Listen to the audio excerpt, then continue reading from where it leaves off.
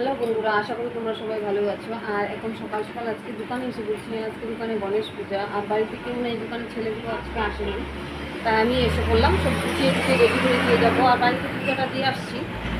আর এই যে আমাদের দোকান, গ্রিলের দোকান, বর বসে আছে, চান করে এসে করছি। আর তারপরে বাচ্চা কাচ্চারা আসবে একটু পরে। আর মোটামুটি আমি সব বাড়িতে গুছিয়ে নিয়ে এসেছি।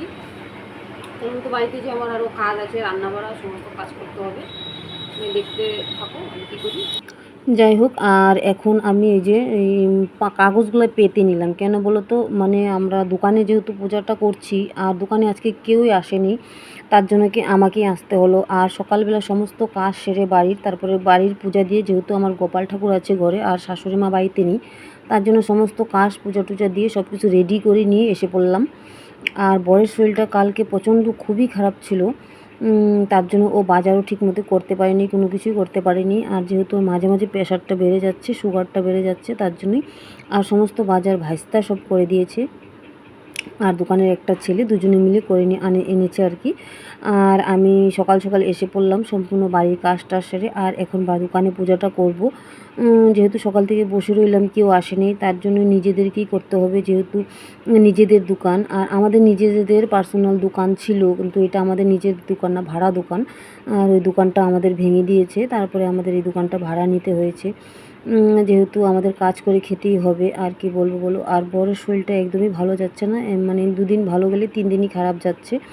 আর পূজাটা তো আমাদের করতেই হবে, আর তার জন্য দুজনেই মিলে শুরু করে দিলাম পূজা করা। যেহেতু কেউ আসেনি, উনি বসে আছে আর আমি এদিকে সব রেডি করছি। সমস্ত কিছু বেশিরভাগ আমি বাড়ি থেকে রেডি করে নিয়ে এসেছি। আর ঠাকুরটা খুবই সুন্দর এনেছি, ছোটো মোটো, কিন্তু ঠাকুরটা ঠিকঠাক বসছিল না, এর জন্য ঠাকুরটা একটা ব্যবস্থা করে নিতে হচ্ছে। আর একটু হেলে যাচ্ছিলো, তার জন্যই ওই ঠাকুরটা বসানোর জন্য একটা জিনিস খুঁজছি, না পিছন দিয়ে যদি না পড়ে যায়, তার জন্য এভাবে একটা জিনিস দিতে হবে, ভারী একটা জিনিস দিতে হবে, যে ঠাকুরটা না পড়ে। আর যেহেতু দোকানে প্রচণ্ড মানে জিনিসপত্র মালে মানে ভর্তি, তার জন্য মানে খুবই অসুবিধা। ওই একটুখানি জায়গা নিয়ে ছোটো মোটো করে একটু পূজাটা করব। যেহেতু আজকে অক্ষয় তৃতীয়া, আর এই অক্ষয় তৃতীয়ার ভিডিওটাই তোমাদেরকে দিতে পারিনি, কারণ বাড়িতে অনেকটাই ঝামেলা ছিল। আর শাশুড়ি মাতে যেহেতু নেই, তার জন্য আমার সব গুছাতে হয়, করতে হয়। আর ভেবেছিলাম দোকানের ছেলেরা এসে পূজাটা করে দিবে, সব আমি রেডি করে দেবো। যেহেতু ওরা আসেনি, তাই আমরা বর বউ দুজনে মিলিয়ে আজকে পূজাটা করে ফেলবো। আর এদিকে ঠাকুরমশাই এসে পড়েছে, এসে তাড়া দিচ্ছে। আমি আবার ভাবলাম ঠাকুরমশাই চলে গেলে আর পুজোটা হতে আমার দেরি হয়ে যাবে। আর বাড়িতে গিয়ে যেহেতু অনেক কাজকর্ম আছে, তার জন্যই মানে বললাম যে একটু দাঁড়ান, আমি সম্পূর্ণ রেডি করে দিচ্ছি। আর রেডি করার পরে উনি বসতে বললাম, ওনাকে বসাই আমি সব রেডি করে নিচ্ছি। আর এদিকে সকালবেলা ভাইস্তা এসে সব কলা গাছটা লাগিয়ে দিয়ে গেছে। আর আমাকেও মানে বাইকে করে এনে দিয়ে গেছে, কারণ এতটা দূর মানে ফল যেহেতু কেটে বাড়িতে কেটে নিয়ে আসছি, তাহলে মানে এতগুলো জিনিস আমি একা একা আনতে পারবো না। আর ওর আসার কথা ছিল হয়তো একটু বিশেষ দরকারে, ও আবার চলে যেতে হলো, তার জন্য আর আসেনি। আর আজকে দোকানের একটাও ছেলে আসলো না, তার জন্য মনটা খুব খারাপ লাগছে। কেন বলো তো, মানুষের যখন মানে নিজে যে কোনো জিনিস কাজ না করতে পারলে অন্যের উপরে ভরসা করে থেকে তারপরেও মানে মনে মনে এতটা ইসে হওয়া, মনটা খারাপ হয়ে যায় ওরা না আসলে। যাই হোক, ওরা আসতো খুবই ভালো লাগতো। আর এই যে ঘটগুলো দেখছো, একটা ঘট বসাবো, নারকেল আনা হয়েছে ছোটো, আর দুটা ঘট মানে দুটা কলা গাছের নিচে দিব। আর একটা ঘট কিন্তু ফুটা বেরিয়েছে, আর জল যেহেতু পড়ে যাচ্ছে। আর আমের পাতাগুলোকে বড়কে বললাম সিঁদুর মাখিয়ে দাও, আমি সব বেঁধে দিব। আর ঠাকুরমশাই এখন বসে পড়বো পূজা দিতে।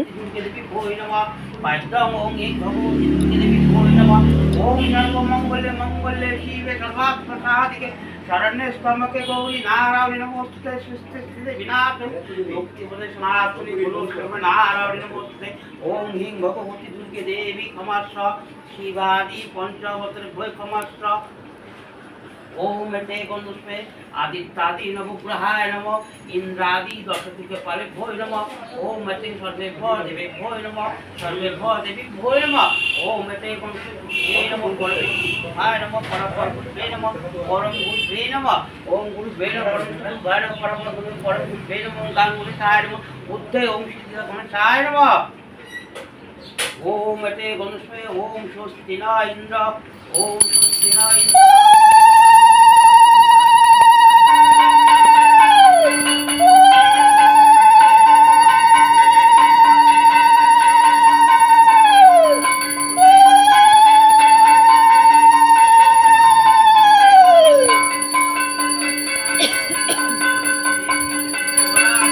যাই হোক, এখন পূজাটাও হয়ে গেছে আর আমরা দুজনে এখন মানে অঞ্জলি দিব। আর উনি যেহেতু নিচে বসতে পারে না, উনি একটা অ্যাক্সিডেন্টের রুগী আর ওনার অনেক রকম সমস্যা, তাই মানে পা কাঁপে, উঠা বসা করতে পারে না, তাই ওনাকে টুল দিয়ে বসিয়ে দিলাম আর আমি ওদিকে বসে পড়লাম।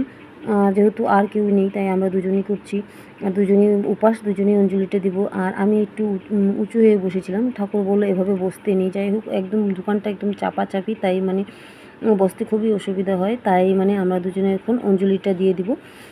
আর যেহেতু অঞ্জলি দেওয়ার পরে হয়তো একজন একজন করে আসবে দেখি। আর সকাল সকাল পূজাটা হয়ে গেলে আমার অনেকটাই সুবিধা, যেহেতু আমার বাড়িতে যে আরও কাজ করতে হবে। আর ঠাকুরটা খুবই ভালো ছিল, উনি অনেকটা আমাদেরকে গুছিয়ে দিয়েছে। আর আমি যতটুকুন পেরেছি আর কি অতটুকুন গুছিয়েছি। আর মেয়ে আমার ঘুম থেকে উঠে অনেকটা সাহায্য করে দিয়েছে, সব কিছু মোটামুটি রেডি করে দিয়েছে, কিছু ফুল ঠুল সব উঠিয়ে দিয়েছে। আর আমি আগের দিনই সব বেলপাতা, দুব্বা এগুলো সব রেডি করে রেখেছিলাম, কারণ সকাল সকাল এসে পূজাটা সেরে ফেললে আমার অনেকটাই সুবিধা হয়ে যাবে গা। আর এদিকে উনিও একদম অঞ্জলিটা দিয়ে নিচ্ছে। আর সব কিছু দেওয়ার পরেও সবাইকে প্রসাদ টসাদ দিয়ে তারপরে আমি আবার যাব বাড়িতে, তাই অনেকটাই সময় লেগে যাবে। আর যত তাড়াতাড়ি পারি পুজোটা অত তাড়াতাড়ি করে দেব। আর ঠাকুরটা এত ভালো ছিল আর কি বলবো, উনি আমাদের গুছিয়ে টুচিয়ে সব ঝটফট করে করে দিয়েছে। আর আমার বরের কথা কি বলবো, ওনার শরীরটা যেহেতু খারাপ যাচ্ছে কয়েকদিন থেকে, কিন্তু পুজোটা আমাদের করতেই হবে, যেহেতু অক্ষয় তৃতীয়া আর বিশ্বকর্মা পুজো এই দুটো আমরা করি, কিন্তু আমাদের পয়লা বৈশাখে পূজাটা করি না, আমরা অক্ষয় তৃতীয়াই বেশিরভাগ করি। তাই মানে অক্ষয় তৃতীয়ার দিনই আমরা ওই পূজাটা করলাম। পূজাটা করে তারপরে আরও সমস্ত যা যা আছে সব করব, করে নিয়ে আবার সবার মানে প্রসাদ টসাদ দিয়ে তারপরে আমি সব জিনিসপত্র নিয়ে আবার জিনিসপত্র গুটিয়ে নিয়ে যেতে হবে। কেন বলো তো, দোকানে জিনিসগুলো রেখে গেলে কারণ পরের দিন আবার, আজকে যেহেতু দোকান বন্ধ থাকবে কি খোলা থাকবে তা বুঝতে পারিনি, কিন্তু দোকান খোলা থাকলে জিনিসপত্র অনেকটাই উল্টোপুল্টো হয়ে যায়। আর ওনার হাতে হাতে আমরা মানে অঞ্জলি দিয়ে জিনিসগুলো দিচ্ছি, যেহেতু পায়ে না লাগে, তার জন্য উনি আবার ওইভাবেই দিতে বললো, তাই আমরা ওভাবেই দিচ্ছি। আর ছোটো মোটো ঠাকুরটা এনেছি, ঠাকুরটা খুবই সুন্দর হয়েছে। আর এভাবে আমাদের মানে পূজা টুজা করে তারপরে আবার সমস্ত কাজকর্ম করে, আর এদিকে আবার মানে আমার দেওরও ছিল না বাড়িতে, তারপরে উনিও আসবে এখনই হয়তো, আর এসেও পড়েছে। যাই হোক, তারপরে আমরা পূজা টুজা কমপ্লিট করলাম, করার পরে আর এদিকে দেখতেই পাচ্ছ, আর আমি যেহেতু খালি ফল দিয়ে পুজো দিয়েছি, কিছুটা প্রসাদ বেড়ে সবাইকে সবার দোকানে দোকানে দিয়ে আসছি আশেপাশে যারা, আর কিছুটা প্রসাদ বেড়ে রেখে যাব। আর দোকানের একটা ছেলে এসে গেছে, ও আবার সবাইকে আমি বলে দিয়ে গেলাম প্রসাদগুলো, ও আবার সবার দোকানে দোকানে কিছুটা দিয়ে দিবে যারা যারা বাকি আছে, আর যারা যারা আসবে ও মানে ও দিয়ে দিবে। আর যেহেতু অতক্ষণ আমার থাকার সময় হচ্ছে না, আর এদিকে বাচ্চাদেরকে বাড়িতে রেখে এসেছি, ওদের রান্না বাড়া খাওয়া দাওয়ার ব্যাপার আছে। আর এদিকে ফলমূল আর লাড্ডু দিয়েছি। আর লাড্ডুটা কী হয়েছিল, লাড্ডুটা প্রথমে আনতে অনেকটা লেট হয়ে গেছে, দোকানে মানে কেউ ছিল না। তারপরে দোকানে একটা ছেলে এসেছে, ওটাকে দিয়ে আনিয়ে নিলাম। আর লাড্ডুটা তাই পরে দিয়েছি, লাড্ডুটা আগে দেখানো হয়নি। আর দেখতেই পারছো সব ফলই ফল, আর অন্য কিছু করতে পারিনি। কেন বলো তো, এতটা দোকানে বাড়িতে দু জায়গায় মানে দৌড়াদৌড়ি করে না করা অসম্ভব হয়ে যায়। তার জন্যই বরকে বললাম যে না, খালি ফল দিয়ে পূজাটা করে দিই এবার, পরে ক্ষণ দেখা যাবে পরের বার। যাই হোক, আর পূজা মোটামুটি হয়ে গেছে। আর দোকানের মানে জায়গাটা এতটাই চিপা ছিল, তাই আমাকে মানে কাগজ পেতে আস্তে আস্তে বসে বসে জিনিসটা করতে হয়েছে। চারিপাশে প্রচণ্ড জিনিসপত্র, আর এই ফলগুলো প্রসাদগুলো রেখে গেলে আর ও দিতে পারবে না, তাই আমি এগুলো সব বেড়ে টেড়ে দিয়ে যাচ্ছি। আর পূজা টুজা হয়ে গেছে, এখন হওয়ার পরে একটু বসলাম, কমপ্লিট করার পরে আবার বর বললো যে একটু চা খাবে। আমি বললাম যে ঠিক আছে, তাহলে একটু চাই দাও, যেহেতু এখন প্রায় 11:30 বেজে গেছে আর প্রচণ্ড মাথা ব্যথা করছিলো, তাই বললাম তাহলে একটু চা খেয়ে আমি বাড়ি চলে যাব।